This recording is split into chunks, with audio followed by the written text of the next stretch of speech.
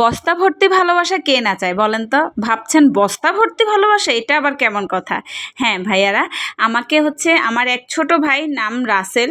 তো ও থাকে সৌদি আরবে। ওর বন্ধুর একটা পেজ আছে রাজশাহীতে, মানে উনির বাগান আছে। তো উনি হচ্ছে আমের ব্যবসা করে। তো ও সবসময় ওদের থেকেই আম কিনে ওদের ফ্যামিলির জন্য, প্লাস আমাকেও গেছে বছরও দিয়েছে, এবছরও আমার মেয়েদের জন্য পাঠিয়েছে। তো অসংখ্য ধন্যবাদ রাসেল, তোমাকে অসংখ্য ধন্যবাদ এত ভালোবাসা দেওয়ার জন্য। তো যাই হোক, আমাদের রাতের ঠিক 10টা থেকে 10:30টার ভিতরে একটা কল আসে যে আমাদের আম এসেছে। তো আমরাও এক্সাইটেড, প্লাস আমার বাচ্চারাও এক্সাইটেড, কারণ আমগুলো এতটাই ভালো, এতটাই অর্গানিক, খেতে এত মজা লাগে বলে বোঝাতে পারবো না। কিনে কিন্তু এত মজা পাই না। কিনতে গেলে 100-150 টাকাও কিন্তু খুচরা পড়ে যায় অরিজিনাল বড় বড় আমগুলা কিনতে গেলে। কিন্তু যখন রাজশাহী থেকে এই আমগুলা পাঠায়, এগুলার স্বাদটা কিন্তু অন্যরকম থাকে। তো যাই হোক, এই যে বস্তা ভর্তি এই ভালোবাসাটাই হচ্ছে আম। তো আমাদের জন্য অবশ্য আগেও একবার পাঠিয়েছে 1 সপ্তাহ আগে, সেটা হচ্ছে হিমসাগর, কিন্তু আমাদের হাত পর্যন্ত এসে পৌঁছায় নাই, কারণ গাড়ি অ্যাক্সিডেন্ট হওয়ার কারণে এটা ফেরত গিয়েছে। তো হিমসাগরের সিজন যেহেতু শেষ, এখন হচ্ছে দিয়েছে আম্রপালি। তো আম্রপালি যেহেতু দিয়েছে, আমি একটু কনফিউজ ছিলাম যে কেমন হবে, কারণ হিমসাগর সবসময় মিষ্টি হয় সচরাচর।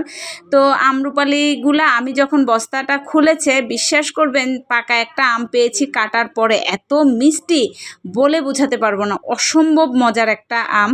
তো যাই হোক, আমার মেয়েরা তো দেখেন কি পরিমাণ খুশি, বাবার সাথে নিজেরাও খুলতেছে। ওর বাবা তো বলতেছে আগে তোমরা খুলো, এখন দেখতেছে পারতেছে না, পরে আপনাদের ভাইয়া সহ খুলে দিল। তো আসলে এই যে এই ভালোবাসাগুলো, এটা আমার ভাগ্য অনেক ভালো, এই জন্যে এই ভালোবাসাগুলো আমি পাই।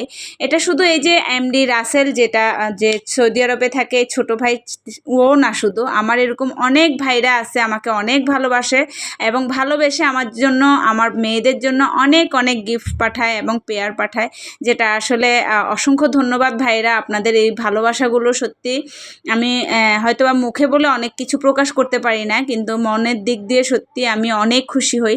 কারণ আসলে এই ভালোবাসাগুলো, এই পেয়ারগুলো না, আমি আমার নিজের আত্মীয় রক্তের ভিতরে অনেকেই আশা করে, কিন্তু সেই পরিমাণ আমি কখনোই পাই না।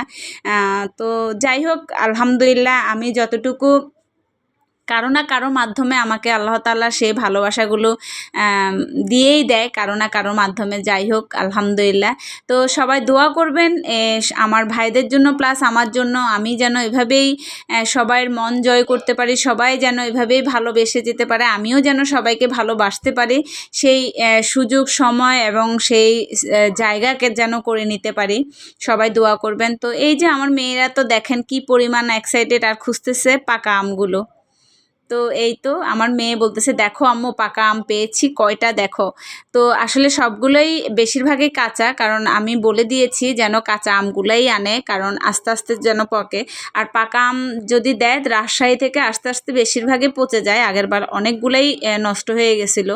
যে দেখেন মাশাআল্লাহ, কালারটা দেখেন, এখনো পুরোপুরি পাকে নাই, মানে আমি বলছিলাম হ্যাঁ মাশাআল্লাহ মাশাআল্লাহ, কালার দেখেন সেই লেভেলের।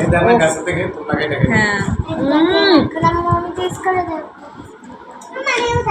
মাশাআল্লাহ, কামাল অসাধারণ, অসাধারণ মিষ্টি।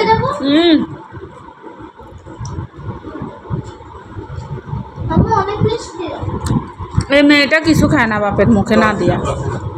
মাশাআল্লাহ, সত্যি মজা।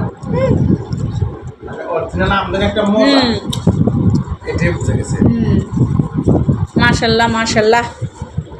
আপনারা কেউ যদি নিতে চান তাহলে অবশ্যই বলবেন কমেন্ট বক্সে, আমি আপনাদেরকে মেনশন করে দিব তাদের পেজটা।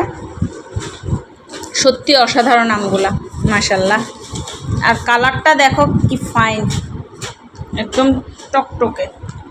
বাইরে দিয়ে লাগে কাঁচা, কিন্তু একদম পাকা।